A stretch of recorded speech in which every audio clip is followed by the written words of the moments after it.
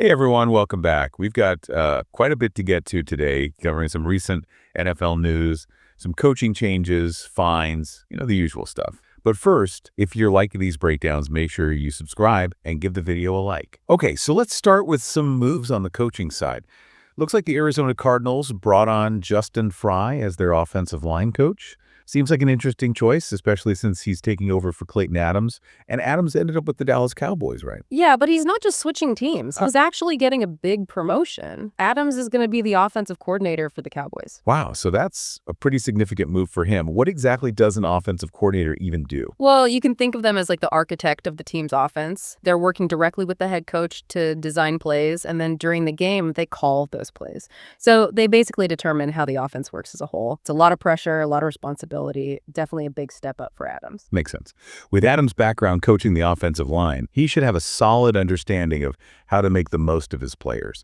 So the Cardinals are losing their offensive line coach, and the Cowboys might have just gotten themselves a real offensive mastermind. I wonder how that will shake things up in the NFC East. And speaking of coaching changes, the Indianapolis Colts brought in Chris Hewitt as their new pass game coordinator secondary coach. And Hewitt's coming from the Baltimore Ravens, which is a team known for having a strong defense, so this could be big for the Colts. Yeah, the Ravens consistently have a solid defense. Exactly. And as pass game coordinator, Hewitt's going to be focused on, strategies to counter those passing attacks from other teams. And obviously, as the secondary coach, he'll be working with the defensive backs to put those strategies into action. Considering the Ravens' defensive track record, this could really change things for the Colts. Okay, let's switch gears now and talk about some of the fines the NFL's been handing out. Two Buffalo Bills players, Jordan Phillips and Matt Milano, were both penalized for unnecessary roughness during their game against the Kansas City Chiefs. Phillips got flagged for a helmet-to-helmet hit and Milano for a face mask. Yeah, those are both penalties that show how seriously the NFL is taking player safety. I mean, those actions can be really dangerous for players, and the league is trying to make it clear that they won't tolerate it. Yeah, those fines definitely send a message. Sticking with the fines for a second, Travis Kelce of the Kansas City Chiefs was also fined for taunting during that same game against the Bills. Taunting is another thing the NFL has been cracking down on. They really want to get rid of any unsportsmanlike conduct. It's not just about maintaining the integrity of the sport, but also setting a good example for those younger fans looking up to these players. It's an interesting balance the league is trying to strike, keeping the intensity of the game, but also making sure it stays sportsmanlike.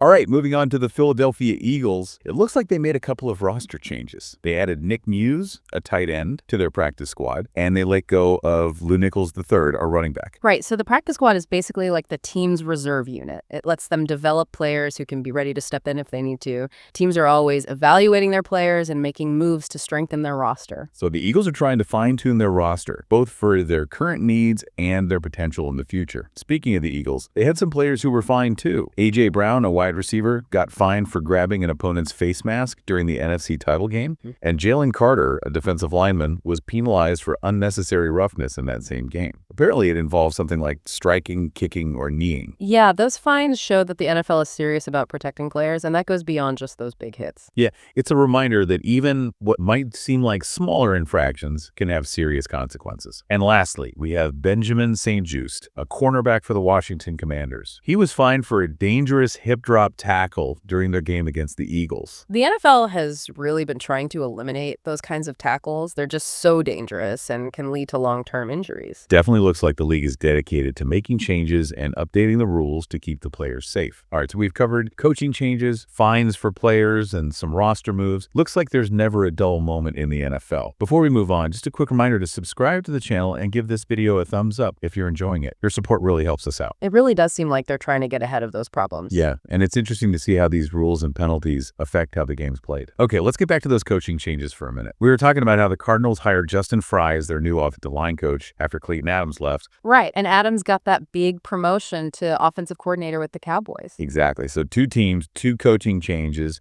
and who knows what kind of impact that'll have on their offenses next season. Let's talk a little more about the Colts hiring Chris Hewitt from the Ravens as their new pass game coordinator and secondary coach. Well, Hewitt's coming from a team with a history of top-notch defense. The Ravens are consistently one of the best defensive teams in the league. As the pass game coordinator, Hewitt's main focus will be coming up with plans to stop the the other team's passing game.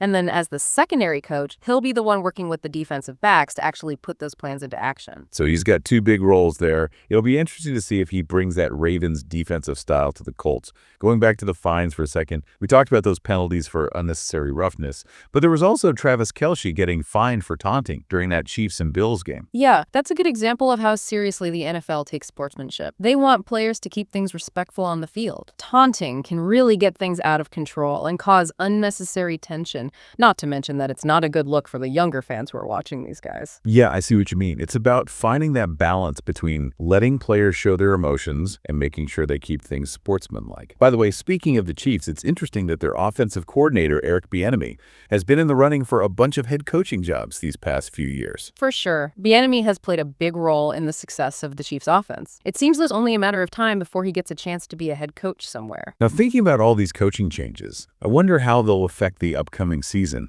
Like, how will Adams' experience with the offensive line play into his role as the Cowboys' offensive coordinator? That's a great question. His background could definitely give him a unique perspective on how to create plays that highlight his offensive line strengths and give the rest of his offense more opportunities. And what about Hewitt? How do you think his experience with the Ravens' aggressive defense might change things up for the Colts? It wouldn't be surprising to see the Colts going with a more aggressive, blitz-heavy defense under Hewitt's leadership. Of course, it depends on the players he has to work with, but his time with the Ravens definitely points to a certain defensive mindset. It'll be exciting to see how those coaching changes play out on the field next season. Before we move on, just wanted to remind everyone to subscribe to the channel and give this video a like if you're finding this stuff useful. We really appreciate your support. All right, so let's quickly go over everything we talked about today. We saw the Cardinals, Cowboys, and Colts all making changes to their coaching staff. Yeah, and those changes could definitely lead to some new strategies on offense and defense for those teams next season. Something to keep an eye on. Definitely.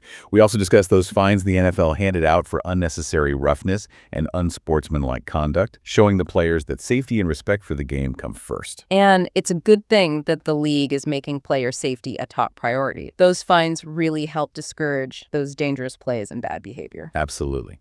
And finally, we saw the Eagles making some adjustments to their roster, which just goes to show that building a team is an ongoing process. Yeah, it's a good reminder that things are always changing in the NFL. Teams are always evaluating what they need and trying to improve. And that definitely keeps things interesting for us fans. Well, I think that covers everything for today's breakdown of the latest NFL news. It'll be exciting to see how these things develop as we get further into the season. For sure. And before we wrap things up, one last reminder to subscribe to the channel and give this video a thumbs up if you liked it. We really appreciate your support. Thanks for listening, and we'll see you next time.